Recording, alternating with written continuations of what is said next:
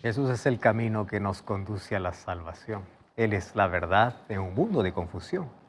Y Él es la vida para aquel que camina en destrucción.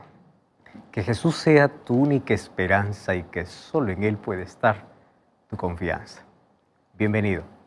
Está comenzando Libertad sin Límites. Ya sabes que tenemos este encuentro siempre aquí en la TV, en las redes sociales, en Facebook, en YouTube, en cualquier otra plataforma, para que juntos podamos, en este momento, ser abrazados por las promesas que Dios tiene para nuestra vida, para que juntos podamos fortalecer nuestra fe, y la fe crece y se fortalece a través del estudio de la Biblia. Así que si tú quieres tener una fe fuerte, una fe que tiene raíces profundas, necesitas dedicar tiempo para poder estudiar la Biblia. Necesitas tiempo para poder profundizarte, para poder disfrutar de aquello que Dios tiene por medio de su palabra. Entonces lo que hacemos en este programa es permitir que Dios nos hable por medio de su palabra, es permitir que nuestra fe pueda desarrollarse en un mundo lleno de incredulidad, de dudas, de dolor, de violencia y bueno, envuelto en tanta tragedia que muchas veces asalta nuestra mente dudas de ¿Dios me ama? ¿Acaso Dios se olvidó de mí? ¿Me siento abandonado? ¿Cómo nuestra fe se puede fortalecer en medio de tanta duda o incredulidad o de tanto dolor? Pues necesitamos un encuentro con la palabra. Por eso es que en este programa nosotros fortalecemos nuestra fe en Cristo mediante la Biblia.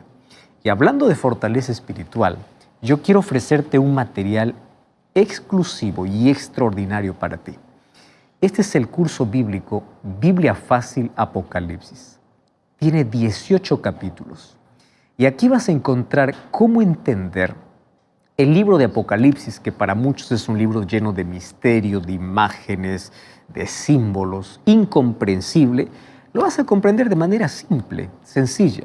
Puedes acompañar el programa Biblia Fácil también para poder estudiar este curso bíblico, mas puedes solicitar este curso que está disponible y es gratis a través de nuestro número de WhatsApp que aparece aquí en tu pantalla, y si no, te digo cuál es, más 5512 9810 1460, o también puedes ingresar a nuestra página web estudielabiblia.com. Ingresa allí y vas a encontrar este y otros materiales que sin duda van a fortalecer tu fe y van a hacer que juntos podamos estar siempre firmes en medio de cualquier circunstancia de la vida. Mientras más profundas son nuestras raíces, más fuertes seremos ante cualquier tempestad o cualquier tormenta que nos llegue en la vida. Hoy tenemos un tema súper importante. Te cuento, vamos a una brevísima pausa y ya regresamos aquí en Libertad sin Límites. ¿Sabes que el tema de la segunda venida de Cristo es uno de los probablemente hoy en nuestro tiempo por momentos más hablado y luego olvidado? Más hablado cada vez que surge alguna tragedia, alguna calamidad, cada vez que surge alguna cosa sorprendente, inesperada, todos comenzamos a hablar de Jesús viene. Y qué difícil es poder encontrar este mensaje cuando todas las cosas están bien, cuando las cosas están normal, cuando las cosas siguen su curso natural de la vida. Parece que vamos a ser eternos aquí en este lugar. ¿A poco le importa si Jesús viene o no más? Ocurre alguna cosa, pues hay un despertar. Todo el mundo, Cristo está volviendo, Cristo está volviendo. Sin embargo, el mensaje de la venida de Jesús no es el mensaje que se tiene que predicar solo cuando hay tragedia, solo cuando hay un terremoto, solo cuando surge una pandemia, solamente cuando hay una calamidad. El mensaje de la venida de Jesús debe ser un mensaje inminente, predicado día a día, pero no solo predicado. Necesitamos estar preparados para la venida de Jesús. Y hoy quiero que juntos podamos analizar algunos aspectos importantes, porque sobre este tema ya se habló mucho. Por ser la base de nuestra esperanza como cristianos, hay muchas cosas que nosotros ya hemos hablado incluso en este programa y en otros programas sobre el regreso de Jesús. Por ejemplo, hemos hablado ya cómo será su regreso, hemos hablado acerca de las señales de la venida de Jesús, pero hoy quiero hablarte de un aspecto interesante que tiene que ver con la razón de nuestra esperanza, la razón de nuestra fe. Porque el apóstol Pablo decía así, que la razón de nuestra esperanza en sí se basa en dos eventos que en la Biblia encontramos. El primer evento, la resurrección. Si Jesús solamente hubiese muerto y no hubiese resucitado, en vano es nuestra fe. Si Jesús resucitó y fue al cielo, pero no va a volver, en vano nuestra esperanza. Entonces, no hay fe, no hay esperanza. La resurrección de Jesús y las promesas de la segunda venida de Jesús es la base de nuestra fe, la base de todas nuestras creencias. El sacrificio de Cristo, su resurrección y su segunda venida. Entonces, de nada sirve que yo solamente pueda hablar y predicar sobre lo que Jesús hizo y no lo que Jesús hace y lo que va a hacer. Y hoy vamos a enfocarnos justamente en ese asunto.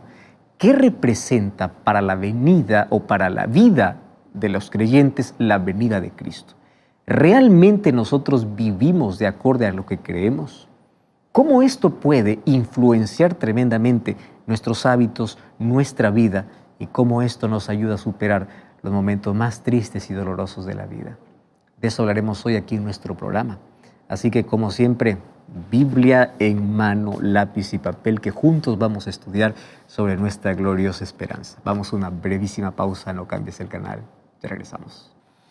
Existen 3 palabras importantísimas dentro de la base del cristianismo: gracia, fe y esperanza. Las 3 tienen que ver con nuestro bienestar, tienen que ver con nuestra salvación, tienen que ver con nuestra entrega, tienen que ver con la razón de nuestra existencia. Y como creyentes lo entendemos muy bien, pero quiero explicarte de manera breve lo que esto significa no solo para el creyente, sino para todo el ser humano. Si el ser humano rechaza la gracia de Cristo, está completamente perdido. Nadie se salva por hacer cosas buenas o por ser bueno, por ser honesto. Las personas se salvan por aceptar la gracia de Jesús. ¿Y qué es la gracia de Jesús? La gracia de Jesús está basada en su amor. Su amor no tiene límites. Su amor incluso es inexplicable. No hay manera de poder detallar, no hay manera de poder explicar el amor de Cristo. Entonces, cuando el ser humano rechaza su gracia, está rechazando el perdón, está rechazando la esperanza, está rechazando la salvación, está rechazando todo. Entonces, la gracia está basada en el sacrificio de Jesús, en el amor de Cristo, y es un regalo que Dios otorga al ser humano. El ser humano no merece la gracia de Dios. El ser humano merece justicia. ¿Qué cosa es justicia? La justicia es que tiene que pagar por todo aquello que hizo. Pero Dios, antes de poder ejecutar un juicio o justicia, porque Él es justo para toda la humanidad, Él extiende su gracia. Por eso es que gracia es recibir aquello que no merecemos. Justicia es recibir aquello que merecemos. Ahora, Dios nos otorga su gracia. Aquellos que rechazan su gracia son aquellos que pasarán y a recibir, obviamente, a pagar por todas sus faltas, por todos sus pecados, y finalmente serán destruidos. ¿Por qué razón? Porque la justicia de Dios es que Él odia el pecado, Él quiere eliminar el pecado. Entonces Dios ama al pecador, quiere eliminar el pecado, pero el ser humano, cuando rechaza la gracia de Cristo, se aferra al pecado, que cuando Cristo quiere destruir el pecado, tiene que destruirlo junto con el pecador. No porque quiere destruir al pecador, sino porque el pecador no quiere soltar el pecado. Esa es la primera palabra, gracia. La segunda palabra es fe. La fe es aquella que nos ayuda a poder visualizar más allá de las circunstancias presentes. El ser humano sin fe está muerto o está muriendo día a día. ¿Qué cosa hace que todos los días pueda levantarte motivado sabiendo de que aquel día va a ser productivo, de que ese día vas a volver a casa, de que ese día vas a crecer, de que un negocio va a abrirse, de que tu hijo está creciendo, de que tu familia va a estar unida? Todo funciona en base a la fe. Pero la fe está basada ¿en qué? En confianza. Lamentablemente los seres humanos confían más en políticos, confían más en personas, confían más en seres humanos que les falla que en Dios. Entonces, ¿qué cosa es la fe dentro del plan de salvación? Es la respuesta humana ante el regalo divino. Dios me ofrece su gracia y yo lo acepto por medio de la fe. No lo entiendo todo, pero yo lo creo y yo confío. Y la fe me ayuda a sostenerme en los momentos de mayor crisis en la vida. Cuando paso por el valle oscuro, cuando hay silencio, cuando mis sentimientos ni siquiera me acompañan a pensar, Dios está conmigo. A veces el ser humano no siente eso. La fe es creer, es confiar, aun cuando no tenga todas las evidencias suficientes. Pero la fe no es vacía. La fe tiene una base. La fe está basada en evidencias. La fe es racional. La fe no será racionalista, pero es racional. Y número 3, esperanza. Lo que mueve al ser humano es esperanza. ¿Por qué tú colocas a tus hijos al colegio? Tienes esperanza de que ellos puedan desarrollarse y puedan ser profesionales. ¿Por qué te casas? Con la esperanza de que puedas formar una familia buena, agradable, y que pueda ser el complemento y esa persona el complemento para tu vida. ¿Cómo se inician los negocios en la vida? Con esperanza. La vida está en base a la esperanza. Lamentablemente el ser humano pierde la esperanza. Ahora fíjate una cosa, cuando el ser humano rechaza la gracia de Dios, pierde la fe y pierde la esperanza, ha perdido el sentido de la vida. Y el apóstol Pablo me enseña lo siguiente, que mi fe se basa en la resurrección de Cristo. Por eso es que Cristo no es un héroe. Hay muchos que murieron en la historia como héroes, incluso se colocaron en lugar de otro. Un héroe, pero no resucitó. Cristo es mi Salvador. Él murió y resucitó. Y Él dice, si Cristo no resucitó de los muertos, en vano nuestra fe. O sea, ¿cuál sería la base de mi fe? ¿En qué yo creería? Mas yo creo en un Jesús que no solo murió, sino que resucitó. Y ese Jesús que resucitó va a volver otra vez. Y la venida de Jesús es la base de mi esperanza. Ahora quiero que entiendas. La base de mi salvación es la gracia de Cristo. La base de mis creencias es mi fe en Cristo. Mi fe. Y la base de mi esperanza es la segunda venida de Jesús. Sin la venida de Jesús, ¿cuál es la esperanza para la vida? ¿Cuál es la razón de mi existencia? Ahora, la esperanza nos da razón para vivir, para soñar.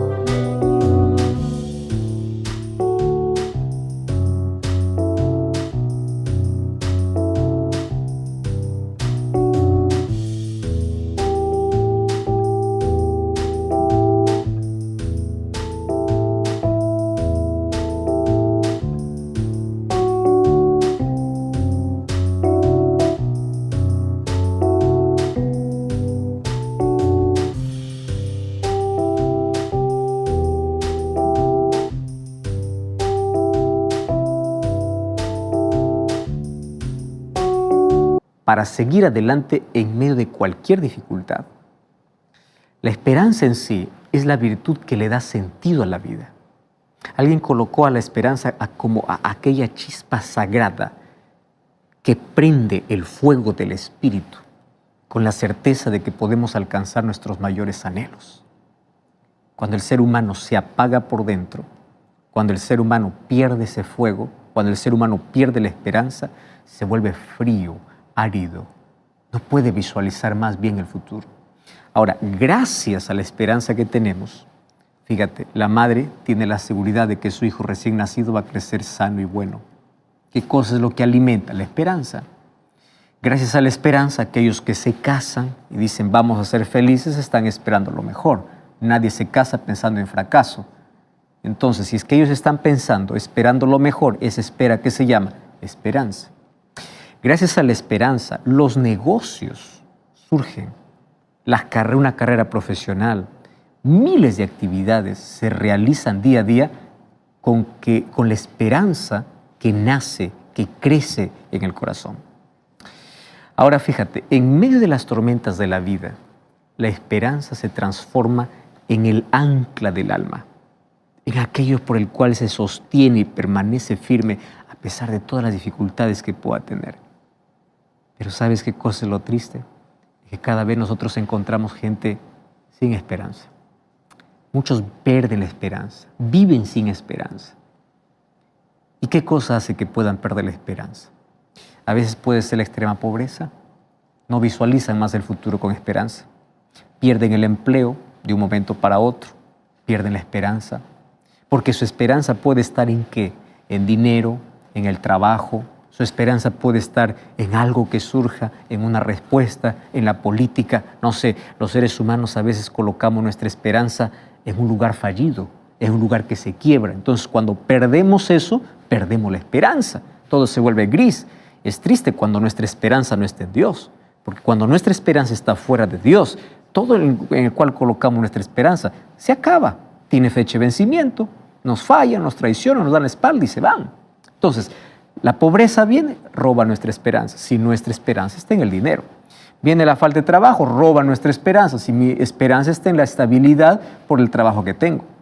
Si mi esperanza está en solamente en mis sueños, sin Dios, viene una enfermedad o una crisis familiar y comienza a carcomer mi espíritu. Entonces, ¿qué sucede? Al ser humano le resulta difícil poder mirar el futuro con fe y esperanza. ¿Y sabes qué cosa es lo triste? Es que cada día hay gente que va perdiendo la esperanza. Cada día.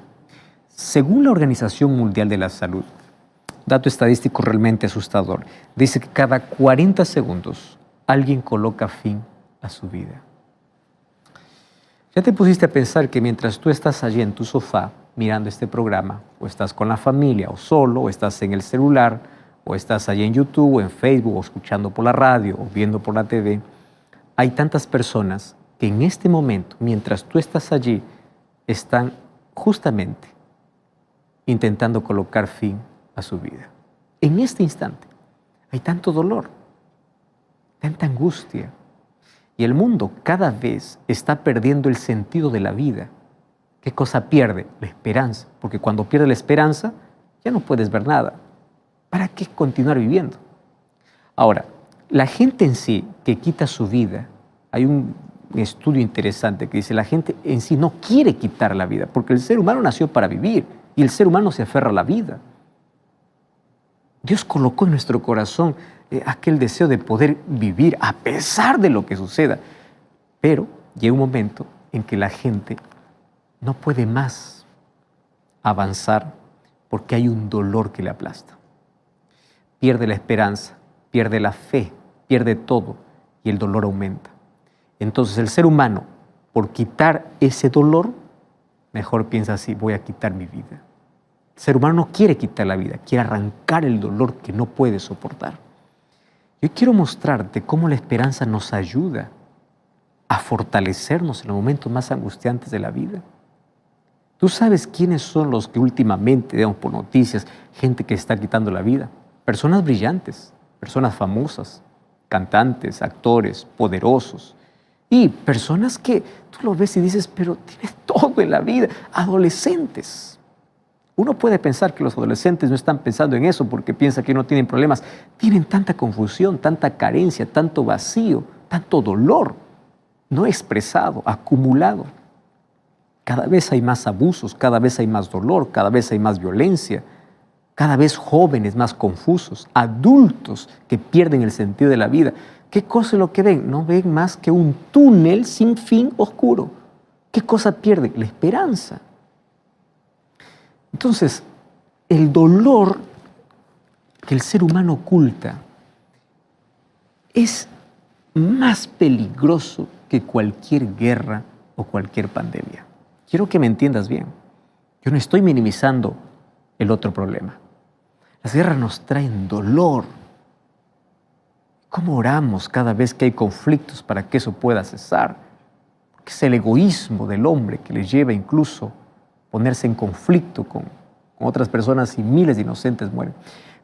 Pandemias vienen y arrancan de nuestro lado personas que quieren vivir. Pero quiero que sepas que la mayor amenaza del ser humano no es externa. La mayor amenaza está dentro. Imagínate, cada 40 segundos una persona se quita la vida. No por un accidente, no por una guerra, no por una pandemia, sino porque dentro está seco. Perdió el sentido de vivir. Entonces la mayor amenaza está en el corazón humano. Y a veces luchamos para poder solucionar las cosas externas. Hay personas que por afuera todo está tranquilo, todo está bien, pero por dentro está un caos, por dentro está carcomiendo un vacío, por dentro no soportan más el dolor, por dentro. Ahora, quiero que entiendas, existe un peligro extremo externo, pero el mayor peligro es interno. La gente carece cada día de esperanza, se ve hundida, piensa que no más va a salir, no ve salida, no ve solución. Personas caen y no encuentran soporte. Entonces yo me pregunto, si cuando una persona cae, no encuentra soporte porque no tiene fe, no tiene esperanza, ¿a dónde va? No importa, el dinero que tiene no te sirve. La fama, el poder, la juventud, la vida, todo lo que logras, tus títulos, no te sirven en el momento cuando caes, cuando necesitas que alguien te abrace, que alguien te fortalezca. Entonces, si pierdes la fe, si no confías en Dios, si pierdes la esperanza, tú caes. Ya no encuentras más fortaleza ni fuerza para continuar.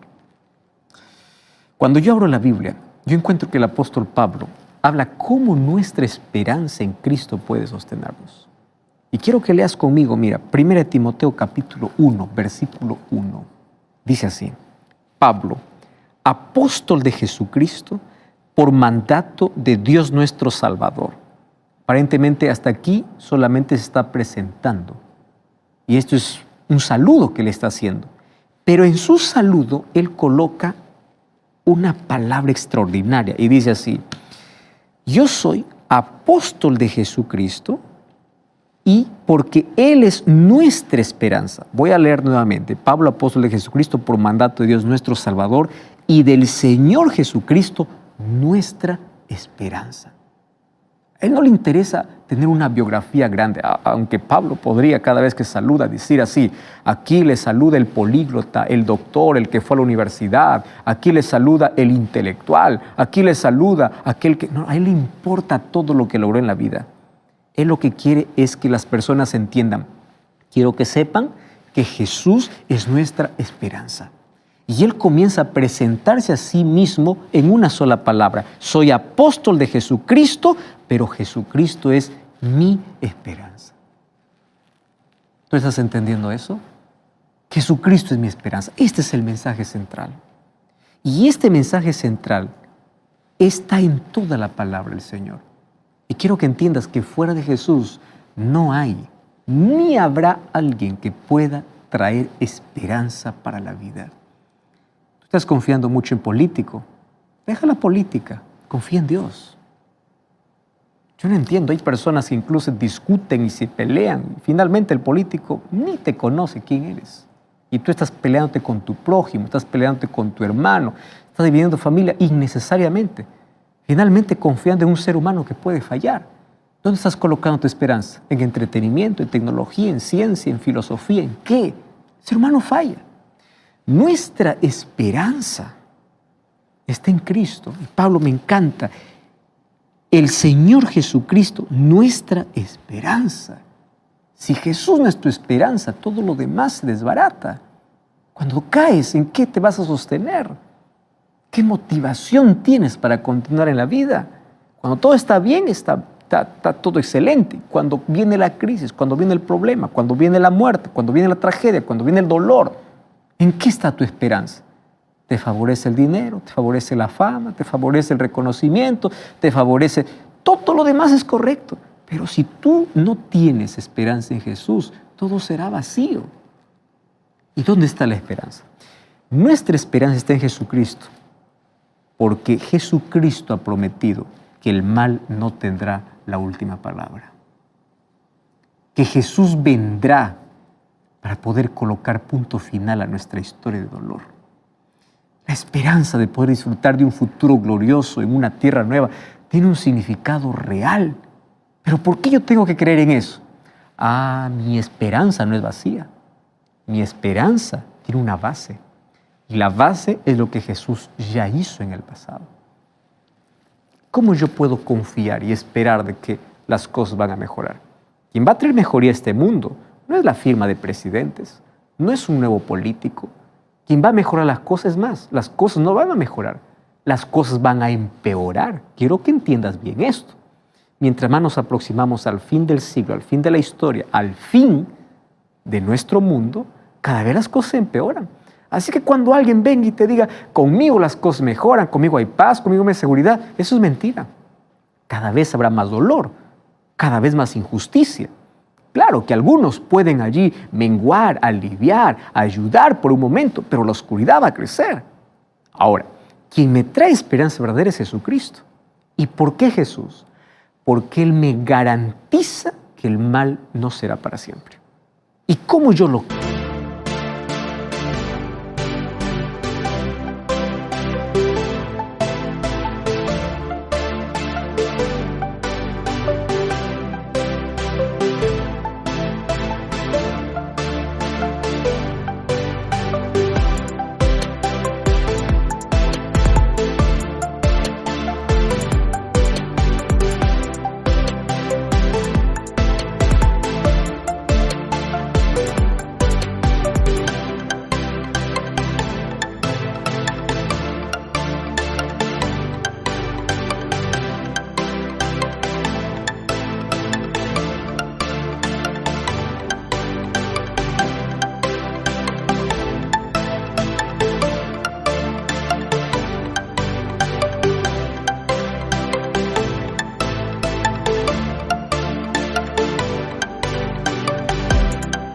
creo? Por lo que Él ya hizo en el pasado. Mira, ve, su primera venida es la garantía de que Él volverá por segunda vez. Así como tantas profecías anunciaban la primera venida de Jesús, hay tantas otras que me garantizan su segunda venida. Si Él cumplió con su primera venida, entonces hay garantía de que vendrá por segunda vez. La primera vez vino como un niño indefenso, pero la segunda vendrá como Rey de Reyes en gloria y majestad. ¿Quién viene? Ese mismo Jesús que murió en la cruz. Ese mismo Jesús que resucitó al tercer día.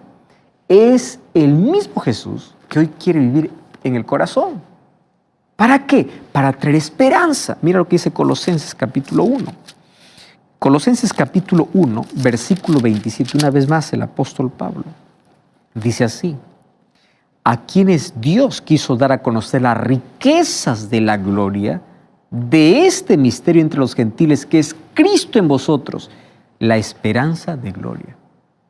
A mí me encanta, voy a unir aquí los dos textos, el primero con el segundo. El primero dice, Jesucristo es nuestra esperanza. Y este texto de Colosenses dice así, Cristo cuando mora en mí me da una esperanza de gloria. Una esperanza que brilla, una esperanza que puede interrumpir la noche más oscura de la vida. Porque es una esperanza gloriosa. Y quiero que sepas que este es el secreto sublime de una vida con sentido, una vida que tiene esperanza porque tiene a Cristo. Y el que tiene a Cristo tiene una esperanza gloriosa. Y la pregunta es, ¿cómo ocurre esto? ¿Cómo yo puedo permitir que Cristo pueda ser mi esperanza gloriosa? Que mi vida pueda tener sentido. Entonces vamos conmigo al libro de Mateo. Mateo capítulo 16, versículo 24. Mateo capítulo 16, versículo 24 dice así. Entonces Jesús dijo a sus discípulos, si alguno quiere venir en pos de mí, niéguese a sí mismo, tome su cruz y sígame. Hay muchos que ignoran este texto y solamente sueñan con una corona de vida, pero Jesús dijo, antes de la corona hay una cruz. ¿Estás entendiendo? Antes de la corona hay una cruz. ¿Quieres ser mi discípulo? ¿Quieres que yo viva en ti? ¿Quieres tener esperanza? Muy bien. Niégate a ti mismo, toma tu cruz y sígueme. ¿Qué significa eso? ¿Qué significa? Tomar la cruz es símbolo de crucifixión. Entonces, tomar la cruz significa crucificar mi egoísmo, mi yo, para que Cristo pueda estar en el trono de la vida. Entonces, cuando yo estoy crucificando mis deseos, mis caprichos, mi propia voluntad y me someto a la voluntad de Dios, mi voluntad se coloca en armonía con la voluntad de Dios, es porque Cristo comienza a vivir en mí. Eso es lo que el apóstol Pablo decía en Gálatas 2:20. Ya no vivo yo, sino Cristo vive en mí, porque yo estoy crucificado. ¿Qué cosa estoy crucificando? Mis propios intereses. Yo estoy llevando una cruz, pero estoy llevando con placer. ¿Por qué razón? Porque en esa cruz están muriendo mis deseos pecaminosos, mi vida antigua, y Cristo está en el trono, y mi voluntad está sometida a su voluntad. Cristo vive en mí. ¡Wow! Ahora, ¿cómo puede Cristo ahora vivir y morar en la vida? ¿De qué manera lo hace? Por medio del Espíritu Santo. Cuando vamos al libro de San Juan, capítulo 14, versículo 16 al versículo 18, Jesús dice para sus discípulos, yo rogaré al Padre y os dará otro consolador para que esté con vosotros para siempre. Y me encanta porque el versículo 18 dice, yo no os dejaré huérfanos, vendré a vosotros. O sea, por medio del Espíritu Santo, Él está con nosotros y en nosotros. Y la pregunta es, ¿cómo el Espíritu Santo entra en mí? ¿Acaso es una fuerza? ¿Acaso es un aire? ¿Acaso es un viento que entra a mí? No, el Espíritu Santo vive en mí, limpiando mi mente. ¿A través de qué? De la palabra. Yo no puedo decir, el Espíritu vive en mí cuando no tengo tiempo para leer la Biblia. Yo no puedo decir, el Espíritu Santo está en mí cuando no tengo tiempo para mi comunión con Dios. Yo no puedo decir, el Espíritu Santo está en mí cuando yo no soy obediente. ¿Entiendes? ¿Quieres que Cristo vive en ti? Dedica tiempo, abre la Biblia, ora, sé obediente, sé fiel a Dios. Sé fiel a Dios. No seas fiel solo a lo que dicen por allí. Hay algunos que son más fieles al pastor que a la Biblia. Otros que son más fieles a la iglesia que a la Biblia. Tú tienes que obedecer, claro. Pero si aquello que dice el pastor o aquello que dice la iglesia no está de acuerdo con la Biblia, yo doy fidelidad a la Biblia. Entonces, Cristo vive en mi corazón de esa manera. Y con Cristo en mi corazón, entonces la vida se convierte en una vida de victoria. Cuando te digo que hay victoria, es porque hay lucha. La vida no es fácil, querido. ¿Y qué cosa me hace luchar? La esperanza de gloria. ¿Estás entendiendo?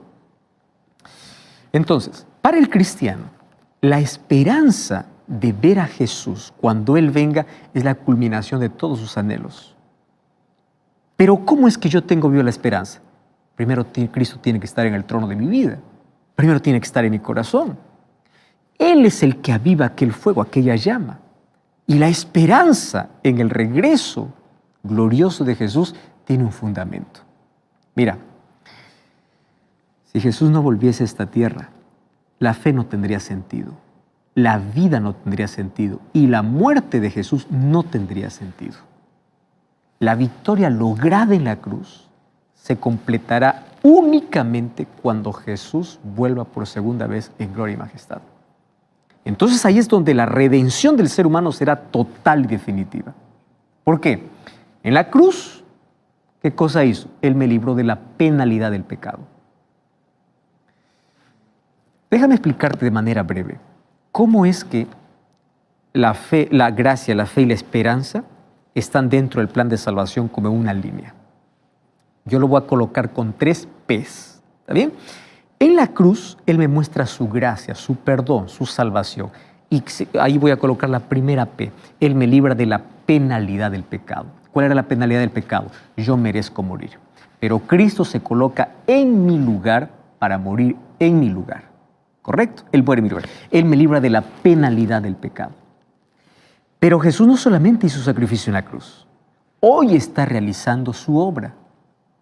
Porque a veces nos enfocamos solo en lo que Jesús hizo y no en lo que Jesús hace. ¿Qué cosa es lo que hace Jesús? Hoy Jesús está intercediendo por mí en el santuario. Hoy me está dando la oportunidad de salvación. Y hoy trabaja en mi corazón por medio del Espíritu Santo para darme la segunda P. ¿Cuál es la segunda P? Él me da poder sobre el pecado. Hoy me libra del poder del pecado. El pecado ya no tiene más control en mi vida porque Cristo me da poder para vencer. Entonces, primero me libra de la penalidad. Segundo, me libra del poder ahora. Aquí, ¿qué cosa ejerce? La fe. En primer lugar está la gracia, en segundo lugar está la fe. ¿Y dónde está la esperanza? En la tercera P. Porque cuando Jesús regrese por segunda vez, Él me librará de la presencia del pecado. ¿Entendiste? Me libró de la penalidad, hoy me libra del poder del pecado y cuando Cristo regrese me librará de la presencia del pecado. Porque nunca más después de eso habrá pecado. Ahora te voy a explicar un poquito mejor. Mira, en las religiones paganas, la salvación está entendida de una manera diferente. Para que el ser humano se salve, se piensa que el ser humano tiene que convertirse en Dios, o mejor, el ser humano tiene que elevarse a Dios. Por eso ahí aparece la meditación trascendental. Yo tengo que purificarme y elevarme y unirme. Personas buscan experiencia en la naturaleza, personas buscan un ser superior. Ese es en las religiones paganas. ¿Por qué? Porque se coloca el énfasis en que el ser humano tiene que elevarse, ¿correcto? Pero bíblicamente, en la fe cristiana, la salvación no es que yo tengo que elevarme. La salvación depende de alguien que elevado baja hasta la tierra. La salvación depende de la venida del descenso del Dios hacia el hombre, en lo que Dios hace en favor del ser humano para salvarlo. Al venir por primera vez a esta tierra, Cristo dejó toda la gloria de los cielos y se hizo semejante al ser humano. Jesús descendió hasta el abismo del pecado. Él murió para que nosotros podamos elevarnos a la gloria de la vida eterna. Pero no solo murió, también resucitó. Para poder entender un poquito mejor esta historia, leí en un libro que hace algún tiempo, en un edificio de 40 pisos, sucedió un incendio repentino. Entonces las llamas se expandieron allí con tanta rapidez que se hizo muy difícil rescatar. Las llamas, el humo, el calor, era una mortal amenaza para todos. De pronto desde abajo se escuchó una invitación urgente. Por favor, no bajen, suban a la azotea, porque no había otra manera de salvarlos. ¿Y por qué no tenían que bajar? Porque las escaleras y los elevadores que dirigían a la calle estaban inaccesibles. Las llamas estaban envolviendo todo el edificio. ¿De dónde venía la salvación? De arriba. Algunos que escucharon la invitación, en lugar de subir, comenzaron a bajar y finalmente fueron consumidos por el fuego. Otros